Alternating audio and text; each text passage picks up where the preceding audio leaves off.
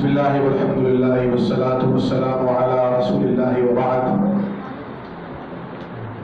فأعوذ باللہ السمیع العلیم من الشیطان الرجیم من حمزه ونفخه ونفثه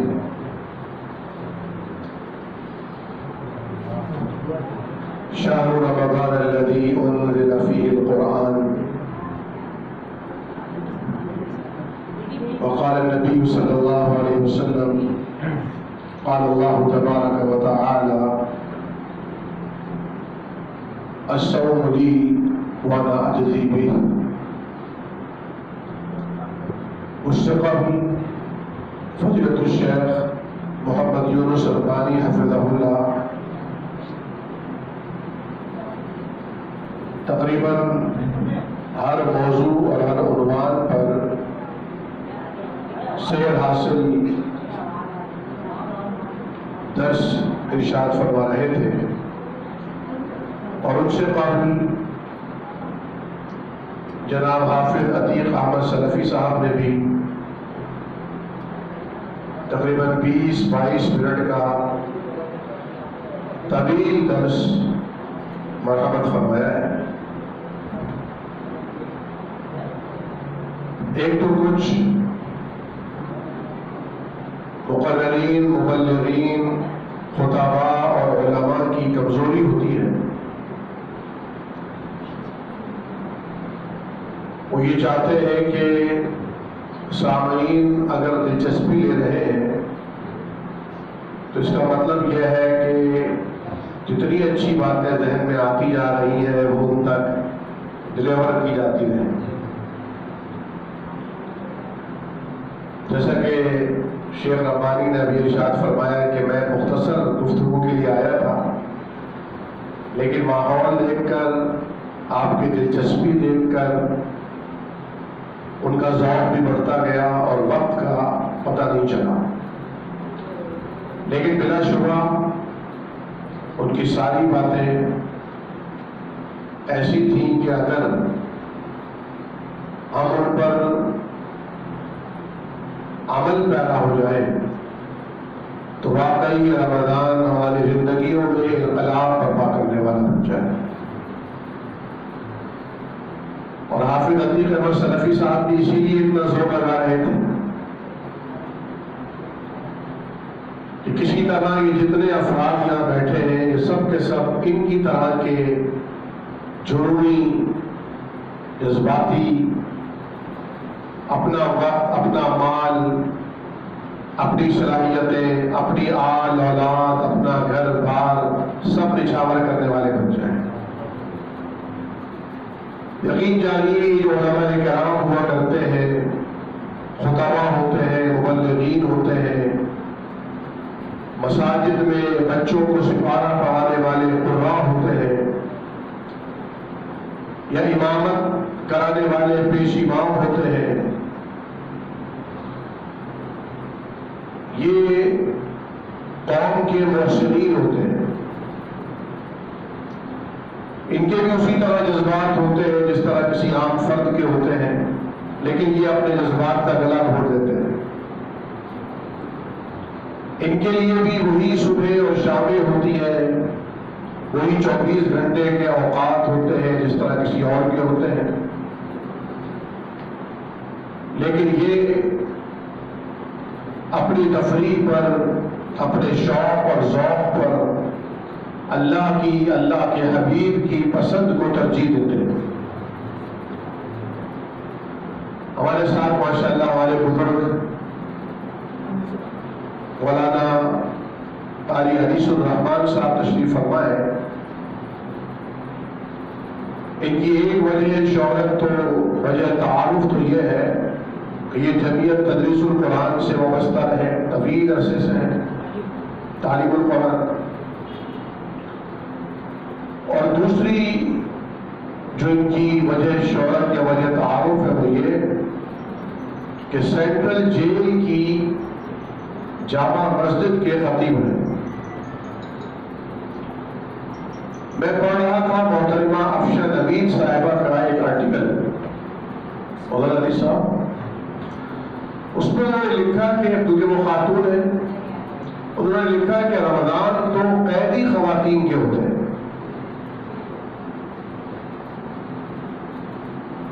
جب قرآن پڑھتی یا سنتی ہے تو آنکھوں سے اشکوں کی لڑیاں جاری ہو جاتی ہیں. جب دعا کے ہاتھ اٹھاتی ہے تو ندامت کی اشک آتی ہے. ہم میں سے کون گناہگار نہیں ہے؟ ہم میں سے کس کی زندگی غفلتوں میں نہیں گزری ہے؟ لیکن انہیں قانون نے شکنجے میں کس لیا، عدالت سے سزا ہوئی اور وہ اپنی سزا کاٹ لی ہے. سرور گرامی صلی اللہ علیہ وسلم نے تو فرمایا تھا الدنیا سجن المؤمن، ساری دنیا ہی مومن کے لیے قید خانہ ہے. اور یہ وہی دنیا ہے جس دنیا کی قدر اور قیمت اللہ کے نزدیک ایک کن کٹی مردار بکری کی برابر بھی نہیں ہے. یہ وہی دنیا ہے جس دنیا کی اگر مچھر کے پر کے برابر بھی عزت اور رقت ہوتی تو رب تعالیٰ کسی کافر کو یہاں شربت ماء، پانی کا ایک گھونٹ پینے نہ دیتا. لیکن چونکہ اہمیت جنت کی ہے، ویلیو قدر قیمت جنت کی ہے، چنانچہ جنت کی خوشبو کے بارے میں آتا ہے کہ بعض بدنصیب ایسے ہوں گے جنہیں جنت کی اسمیل اور خوشبو بھی محسوس نہیں ہوگی، حالانکہ وہ کوسوں مسافت سے آتی ہوگی. تو مومن کی چاہت جنت کی ہونی چاہیے. دنیا اللہ رب العالمین نے جتنی نصیب میں لکھی ہے وہ مل کر رہے گی، اسے کوئی چھین نہیں سکتا.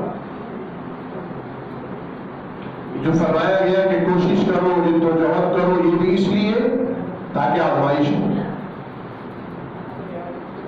بعض لوگ سمجھتے ہیں محنت کرنے سے دنیا ملتی ہے، ایسا نہیں ہے، ایسا نہیں ہے. دین پر محنت کرنے سے دنیا بھی ملتی ہے اور آخرت بھی ملتی ہے. بعض لوگ کہتے ہیں ایسا معاشرہ ہونا چاہیے کہ دین اور دنیا کو ساتھ لے کر چلا جائے. میں نے کہا کہ ترکیب ہی غلط ہے. دین اور دنیا کبھی ساتھ نہیں چل سکتے. ہاں اگر آپ دین کو آگے رکھیں گے تو دنیا کنیز اور غلام بن کر آپ کے پیچھے دوڑے گی، کیونکہ اسی دنیا میں دین کو امام بنانا ہے. آپ یہ کہہ سکتے ہیں کہ ایسے دنیا گزارو کہ آخرت اچھی ہو جائے.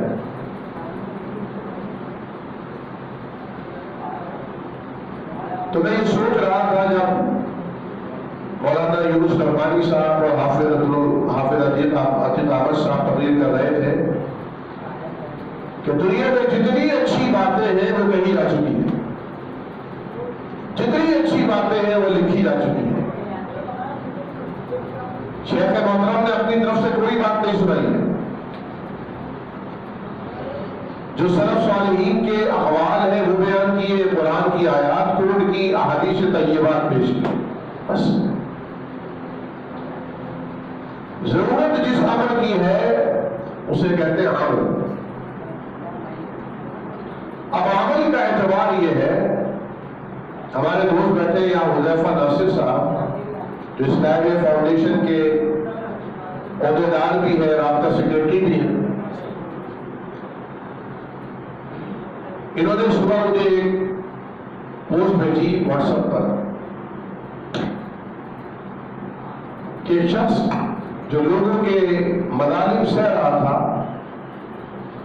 اس نے لوگوں کے ظلم سہ کر یہ سوچا کہ میں مسجد جا کر رب تعالیٰ سے ان کی شکایت کروں گا. پھر حیران ہوا، کہنے لگا یہ سب تو پہلی صف کے نمازی.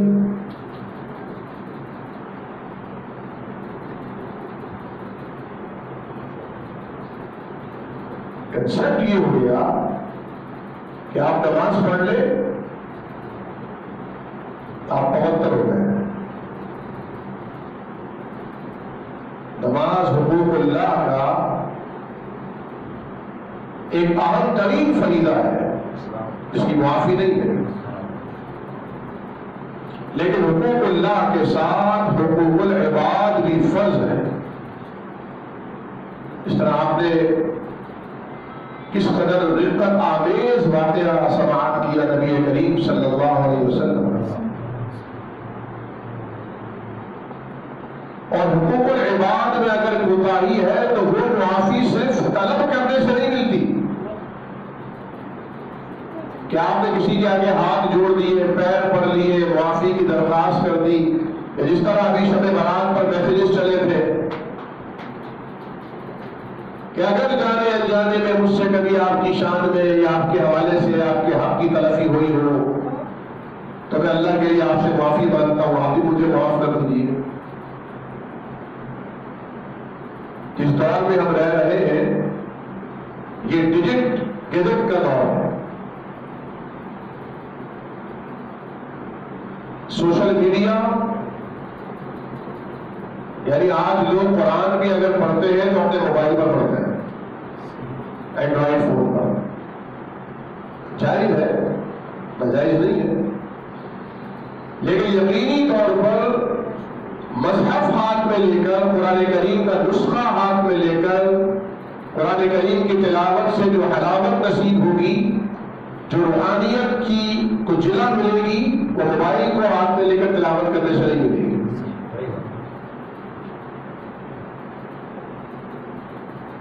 ضرورت اس بات کی ہے کہ ہم اپنے اندر یہ احساس پیدا کریں کہ رب تعالیٰ نے ہمیں اگر انسان بنا کر بھیجا ہے تو اس لیے کہ انسان کے اندر انس اور ہمدردی ہوتی ہے، انسان کے اندر ایثار اور قربانی ہوتی ہے. کہتے ہیں نا کہ کسی دوسرے کے بچے کو روتا ہوا سنتے ہیں تو سر میں درد ہوتا ہے، اور اپنا بچہ ہوئے تو دل میں درد ہوتا ہے. یہ انسانیت تو نہیں. اپنے بچے پر تو درندہ بھی ترس کھاتا ہے. انسان وہ ہے جو اپنے جیسے ذی روح پر، صرف انسان نہیں، ذی روح، اس میں جانور بھی آتے ہیں. صحیح بخاری کی حدیث میں نبی کریم صلی اللہ علیہ وسلم نے بیان فرمایا کہ ایک عورت اس لیے جنت میں چلی گئی جبکہ باغیہ تھی، نافرمان تھی، گناہگار تھی، کسبیہ تھی، پروسٹیٹیوٹ تھی. نیکی کیا کی اس نے کہ جب وہ پیاسی تھی، پانی پینے کے لیے کنویں میں اتری، باہر آئی، جو باہر کا ایریا کیچڑ لگا ہوا گیلا ہو گیا، اس نے دیکھا کہ ایک کتا ہے جو اپنی زبان سے اس گیلی مٹی کو چاٹ رہا ہے.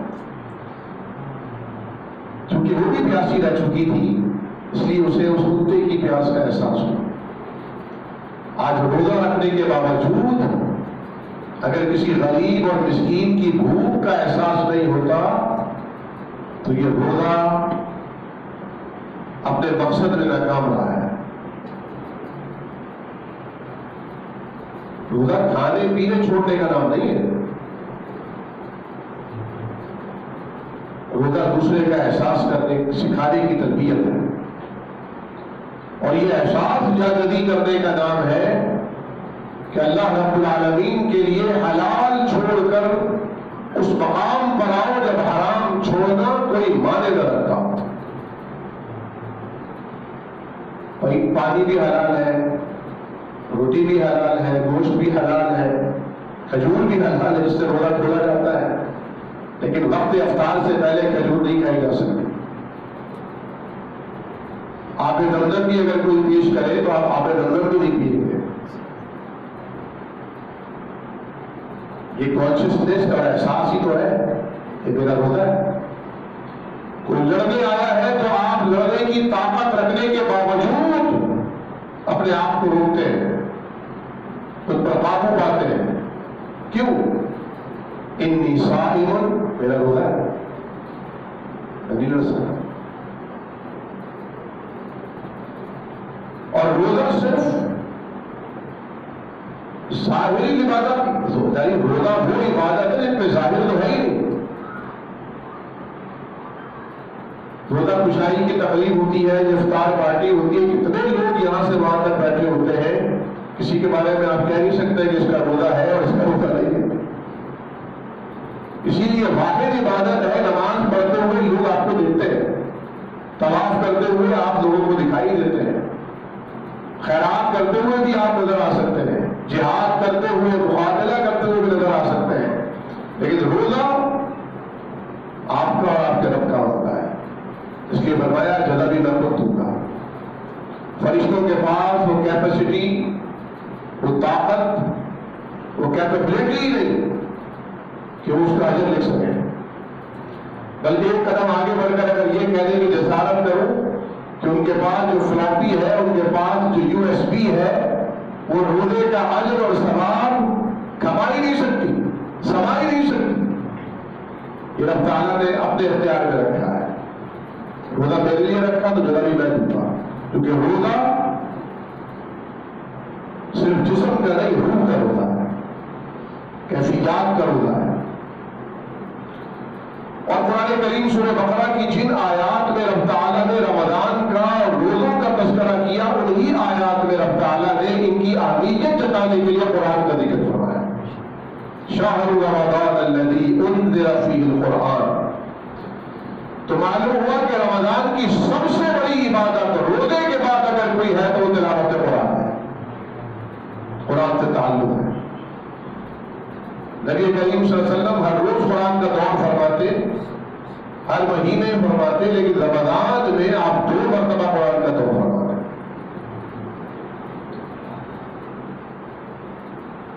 یہ بات درست ہے کہ جب امام نماز پڑھائے تو ہلکی نماز پڑھائے، تو کوئی دوسری رائے نہیں، کیونکہ اللہ کے حبیب کا فرمان ہے کہ نماز پڑھنے والوں میں ذو الحاجہ بھی ہے، ضعیف بھی ہے، بیمار بھی. اور اس میں بھی کوئی دو رائے نہیں ہے کہ تراویح، قیام اللیل یہ نفلی عبادت، فرض نہیں. لیکن جس طرح شیخ نے فرمایا کہ جب ہم دنیاوی فائدہ حاصل کرنے کے لیے دوڑتے ہیں، بھاگتے ہیں، جہاں سے زیادہ پرسنٹیج میں منافع ملے وہاں کا سفر کرتے ہیں، تو صرف 1 مہینے کی تو بات ہے، ایام معدودات، گنتی کے چند ہیں، اور یہ بھی شرط ہی نہیں کہ آئندہ سال کے دن آئیں کہ نہ آئیں. تو لمحوں کو قید کرنا ہے، لمحوں. اور 4 باتیں ہیں، اگر ہم 4 باتوں کا خیال رکھیں تو میں سمجھتا ہوں کہ مجھے اور آپ کو انشاءاللہ روزوں کی مقصدیت حاصل ہوگی انشاءاللہ. پہلی بات تو یہ کہ ہم یہ سمجھیں کہ یہ روزہ ہم نے اللہ کے لیے رکھا ہے. جب ہم یہ تصور کریں گے کہ یہ روزہ اللہ کے لیے، تو ہمارے اندر خود بخود ایک موٹیویشن ہمارے اندر پیدا ہو جائے گی. یعنی ہم اس کے لیے کچھ کر رہے ہیں جو ساری کائنات کے لیے کرتا ہے. یہ کھانا پینا اس کے لیے چھوڑا تھا جو ساری کائنات کو، ہم کو جب سے ہم پیدا ہوئے، پیدائش سے پہلے بھی ہمیں پال رہا تھا، پیدائش سے پہلے بھی وہ ہمیں پال رہا تھا. جب کھانا پینا چھوڑ دیا، افطار کر لیا، تو افطار کے بعد بھی اگلی ثانی تک ہم نے وہ ساری چیزیں چھوڑ دی ہیں اس اللہ کے لیے جس اللہ کی اگر قربت چاہیے. قرآن کریم نے کہا نا، سجدہ کرو اور اس کی قربت اختیار کرو. سجدہ مقصود نہیں ہے. شیخ محترم غلطی کروں تو آپ اشارہ نہیں کیجیے گا لائیو. سجدہ مطلوب نہیں ہے، مطلوب اللہ کی قربت ہے. سجدہ اس قربت کا ذریعہ ہے.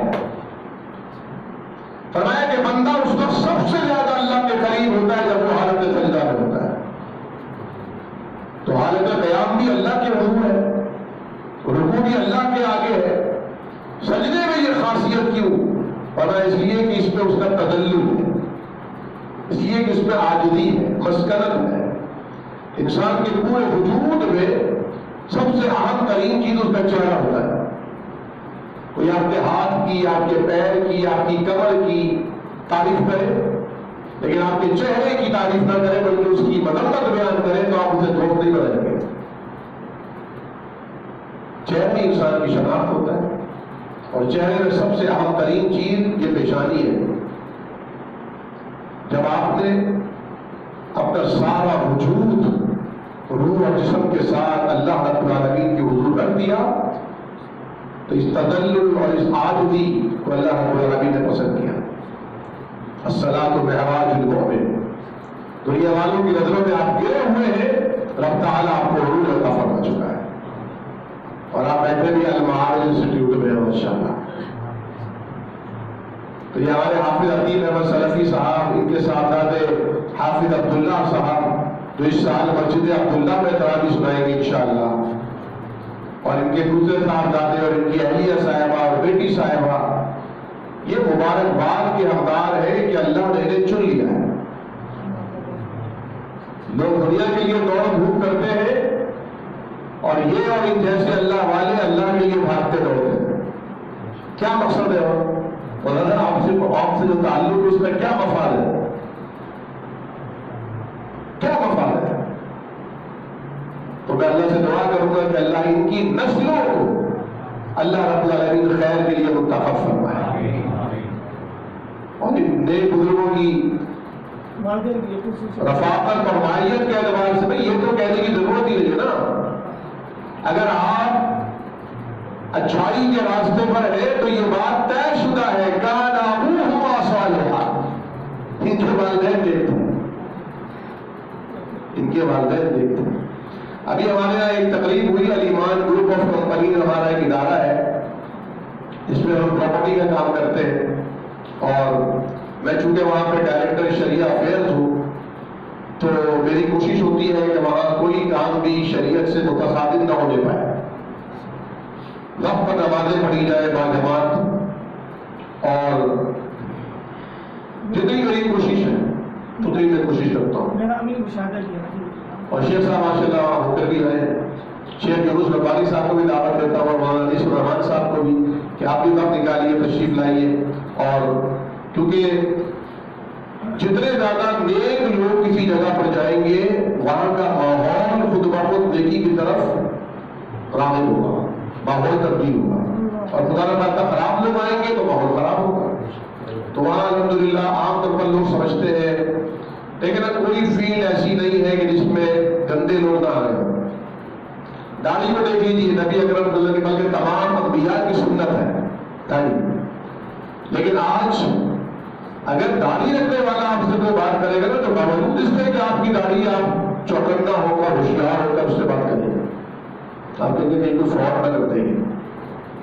تو یہ وجہ نہیں ہے کہ داڑھی والے خراب ہے، داڑھی والے چور ہے، ایسا نہیں ہے، نعوذ باللہ، چوروں نے داڑھی رکھ لی،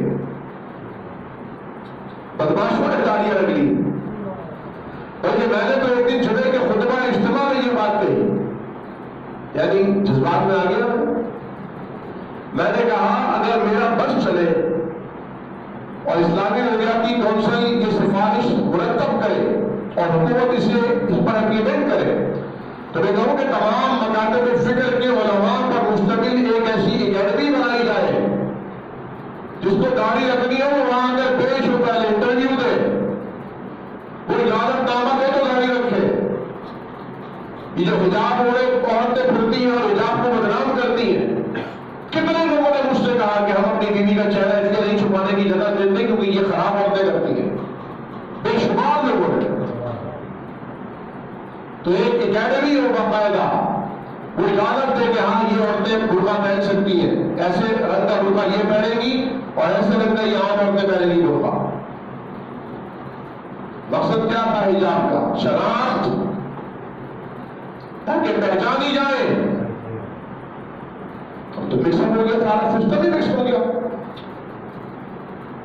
خرد کا نام جنو پڑ گیا، جنو کا خرد، جو چاہے آپ کا حسن غریب پر ساتھ کرے۔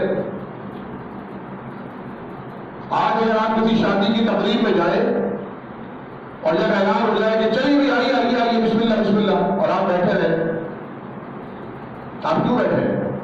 اس لیے نہیں کہ آپ نے کھانا کھانا نہیں ہے، آپ اس لیے بیٹھے ہیں کہ آپ ایک مہذب قوم کے مہذب فرد ہیں، آپ کو کوئی تہذیب ہے اور آپ نہیں چاہتے کہ دھکم پھیل میں آپ جائیں، لوگ نکال لیں، سکون سے بیٹھ جائیں، جب جگہ ہوگی میں خود چلا جاؤں گا ایک وقار کے ساتھ. لیکن اللہ کے حبیب نے فرمایا اگر اذا اقیمت الصلاۃ، نماز کھڑی کر دی گئی ہے، اپنی اس چکر میں کہ پہلی مجھے تکبیر اولا مل جائے، دوڑتے مت آنا، چلتے ہوئے آؤ فقار کے ساتھ، سکینت کے ساتھ، اللہ کے دربار میں آ رہے ہیں. حالانکہ اس زمانے میں ماربل کے یہ چکنے فرق نہیں تھے مسجد کے صحن میں، لیکن سرکار کا اللہ کے حبیب کا فرمان تو کائنات کے اختتام تک کے لیے تھا. آج لوگ کہتے ہیں آرام سے آئیے، بھی گر گئے تو ہڈی ٹوٹ جائے گی آپ کی، آپ نے پہلے ہی فرما دیا تھا. تو آپ کو لوگ کہیں گے کیوں اٹھ کیوں جائے، چلو نا کھانا نہیں کھاؤ گے. یعنی آپ کی وہ تہذیب، وہ حماقت ہے. آپ گاڑی چلاتے ہوئے اگر کسی کو اجازت دے دیں کہ آپ چلے جائیں تو پیچھے والا آپ کو ٹھوک دے گا. آپ کسی کی غلطی کو اسے معاف کر دیں تو آپ کا بیٹا آپ کو سکھائے گا ابا عجیب آدمی ہے، اس کو آپ نے کچھ کہا نہیں. تو عقل خرد کا نام پاگل پن ہو گیا ہے، بیوقوفی کا رکھتی ہے.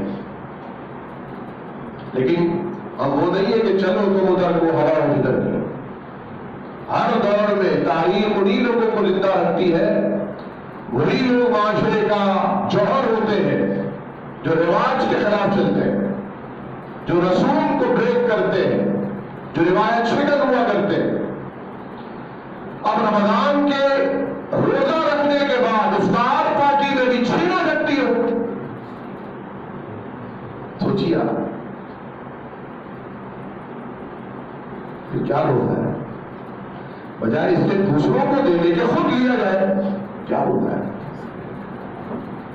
تو روزے کی مقصدیت کی طرف ہمیں جانا چاہیے. تو پہلی بات میں نے عرض کی کہ اللہ کی خاطر روزہ رکھ رہے ہیں، یہ خیال ذہن میں رہے کہ یہ روزہ اللہ کی خاطر ہے. نمبر 2، ایک لمحے سے خراج لینا ہے.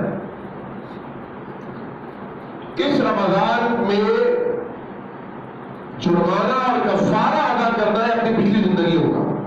کتنا وقت ضائع کیا، برباد کیا، سو کر گزار دیا، اس کا کفارہ ادا کرنا ہے اس رمضان میں. ایک ایک وقت سے خراج لینا ہے، ایک ایک لمحے سے. تیسری بات، کیونکہ اللہ رب العالمین نے رمضان اور روزوں کے ساتھ قرآن کا ذکر کیا، چنانچہ ہم نے بھی اس ماہ مبارک میں قرآن کو اپنے سینے سے لگا کے رکھنا ہے. چلتے ہوئے، اٹھتے ہوئے، بیٹھتے ہوئے ہم نے قرآن کریم کو پڑھنا ہے. ہر نماز کے بعد اگر آپ نے 4 صفحات پڑھ لیے تو ایک قرآن کریم تو مکمل ہو گیا. اور یہ 4 صفحات اگر آپ نے ترجمے سے پڑھ لیے اور پھر ترجمے سے پڑھتے ہوئے جہاں آپ کو بات سمجھ نہ آئی وہاں آپ نے سرخ کلر کی پینسل سے نشان لگا لیا. جو بچوں کے پاس کلر ہوتے ہیں کلر پینسل، سرخ کلر کی پینسل نشان لگا دیا. اور اپنی مسجد کے امام صاحب سے، جمعے کے خطیب جو عالم ہے ان کے پاس جا کے پوچھا شیخ اس کا مطلب سمجھا دیجیے. یقین کیجیے اگر آپ کی 70 برس کی عمر ہے تو آپ یہ کام کر سکتے ہیں. یہاں تو 70 برس سے کوئی بیٹھا ہوا ہی نہیں ہے ماشاءاللہ. سب نوجوان 50-60 سال کی عمر نوجوانی کی عمر ہوتی ہے.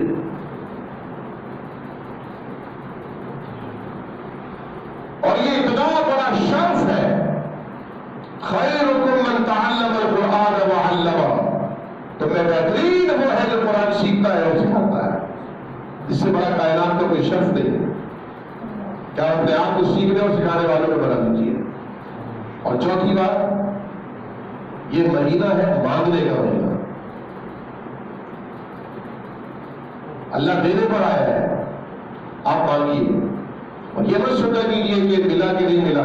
فاروق اعظم فرماتے ہیں میں دعا کرتا ہوں اس لیے نہیں کہ مل رہا ہے کہ نہیں مل رہا، دعا کی توفیق مل رہی ہے، یہی اللہ رب العالمین کی قبولیت ہے کہ دعا کی توفیق مل رہی ہے.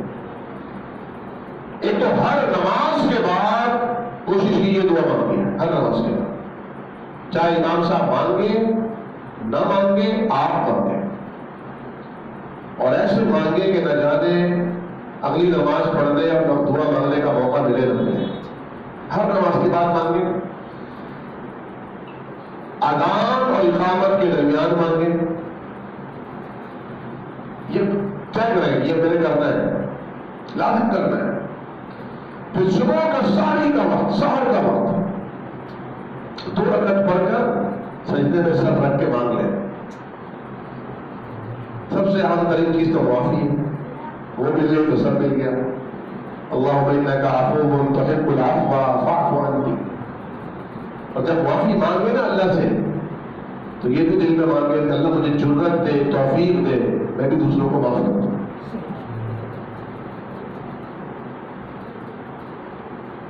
افطار کے وقت مانگے، بس مانگتے رہے، چلتے پھرتے اٹھتے بیٹھتے مانگتے رہے، جو مانگنا ہے مانگے. حدیث شریف میں آتا ہے اگر جوتی کا تسمہ چاہیے تو بھی رب سے مانگو. جنت چاہیے جہاں ایک موضع صوت، ایک کونا رکھنے کی جگہ دنیا و ما فیہا سے زیادہ قیمتی ہے، تو بھی اللہ سے مانگو. اور کیوں نہ ایسا کرے کہ سب کچھ خدا سے مانگ لیا ہے، خود خدا ہی کو مانگ لے کر اٹھتے رہیے ہاتھ میرے اس دعا کے بعد. اللہم انا نسألک حبک وحب من يحبك والعمل الذي يبلغنا حبك. اللہ ہم تجھ سے تیری محبت مانگتے ہیں، تیرا پیار، تیری الفت مانگتے ہیں، اور ان کا پیار مانگتے ہیں جن سے تو پیار کرتا ہے، اور ایسے عمل کا پتہ بتا دے جو عمل تیری محبت تک پہنچا دیتا ہے. تو میں عرض کر رہا تھا علیمان گروپ آف کمپنیز کا، تو وہاں پر ہم پلاٹ بیچتے ہیں تھوڑے سے وقت کے لیے، اور باقی اوقات میں ہم پلاٹ بیچتے ہیں جنت کے. تو ایک بزرگ گزرے بہلول، ان کا نام تو ان کے حوالے سے حکایات بڑی مشہور ہے. ایک خوبصورت حکایت ہے کہ وہ زمین پر بیٹھے ہوئے مٹی کے گھروندوں سے کچھ بنا رہے تھے، ایسی گھر ٹائپ کی چیزیں. تو ہارون رشید مشہور بادشاہ گزرے، ان کی بیگم زبیدہ ان کے ساتھ تھی. چھیڑنے کے انداز میں ہارون رشید نے پوچھا بہلول کیا بنا رہے ہو؟ اس نے کہا جنت میں محل بنا رہا ہوں. تو اور مذاق اڑانے والے نے کہا کتنے کا بیچو گے؟ تو انہوں نے کہا 2 درہم کا. ہنسنے لگے اور آگے چل دیے. پیچھے مجھے زبیدہ تھی، انہوں نے وہ 2 درہم دیے، کہا جا تیرا ہو گیا. اب صاحب وہ حکایت ہے بات سمجھانے کے لیے. جب وہ رات کو سویا تو اس نے خواب میں ایک عجیب منظر دیکھا کہ قیامت قائم ہو چکی ہے اور ایک عجیب بہترین قسم کا محل ہے. اس پہ جانے لگا، دربار نے روک دیا، خبردار آپ کا نہیں. دیکھو دیکھا زبیدہ منزل کس کا ہے؟ کہے گا آپ کی بیوی کا. آنکھ کھل گئی. صبح صبح دوبارہ نکلا، بہلول اتفاق سے وہی بیٹھا ہوا، وہی حرکتیں کر رہا تھا. کہا کیا کر رہے ہو؟ اب دل ڈر رہا ہے کہ کیا جواب دے گا. اس نے وہی جواب دیا اس کے دماغ میں سمایا ہوا تھا کہ جنت میں محل بنا رہا ہوں. کہا بیچو گے؟ کہا ہاں. کہا کتنے کا؟ 2 درہم. کہتا ہے میں 2 درہم. کہا تیری پوری سلطنت کے بدلے. کل تو 2 درہم کا بیچ رہے ہیں. انہوں نے کہا کل غیب کے حوالے سے بیچ رہا تھا، تو نے دیکھا نہیں تھا، آج تو دیکھ کر آیا. تو اگرچہ یہ ایسی حکایت ہے، ایسی بنایا ہوا واقعہ ہے، لیکن اس میں ایک سبب ہے. یؤمنون بالغیب، جب دیکھ لیا جاتا ہے نا عذاب، جب ملائکہ نظر آتے ہیں، فرشتے نظر آتے ہیں، حدیث میں مالا بغیر، جب تک حلقوم تک نہیں پہنچتی نا ڈکتی ہے جان، جب تک تو وہ مقبول ہے. جب سورج مغرب سے نکل آئے اس کے بعد بھی بڑا خائف ہوگا، لیکن پھر دعائیں قبول نہیں ہوگی، توبہ قبول نہیں ہوگی، معافی نہیں ملے گی. تو مرنے کے بعد تو ہر آدمی مومن ہو جائے گا. جہنم قیامت کے دن تو ہر آدمی ایماندار ہوگا، سب کو پتہ چل جائے گا یہ اللہ ہے. لمن الملک اليوم للہ الواحد القہار، بس ایک اللہ کے سارے مواحد ہو چکے ہوں گے، لیکن اس وقت ان کا ایمان انہیں فائدہ نہیں پہنچائے گا. ایمان آج لانا ہے، اور ایمان کا دوسرا نام یقین ہے. یقین کرنا ہے کہ اللہ نے اپنے قرآن کریم میں فرمایا وہ برحق ہے. حضور کریم صلی اللہ علیہ وسلم جو احادیث طیبات میں فرما گئے، جو صحیح سند سے ہم تک پہنچی، وہ برحق ہے. بس انہیں گزارشات کے ساتھ اجازت چاہوں گا. اللہ رب العالمین ہمیں ہم جس مقصد کے لیے یہ آئے اللہ وہ مقصد ہمیں عطا فرمائے. اور شیخ معراج شیخ ربانی صاحب نے یونس ربانی صاحب نے اور عبد العزیز صاحب نے جو کچھ ماشاءاللہ بیانات فرمائے اور جو میں نے ٹوٹی پھوٹی بے ربط باتیں آپ کے سامنے کی اللہ تعالیٰ ان سب کو قبول فرمائے. ہم سب کو ان پر عمل پیرا ہونے کی توفیق عطا فرمائے. مولانا انیس الرحمان صاحب کو درخواست کروں گا کہ آپ دعائے خیر کے ساتھ اس پروگرام کو ساتھی کے لیے ضیافت کے اعتبار میں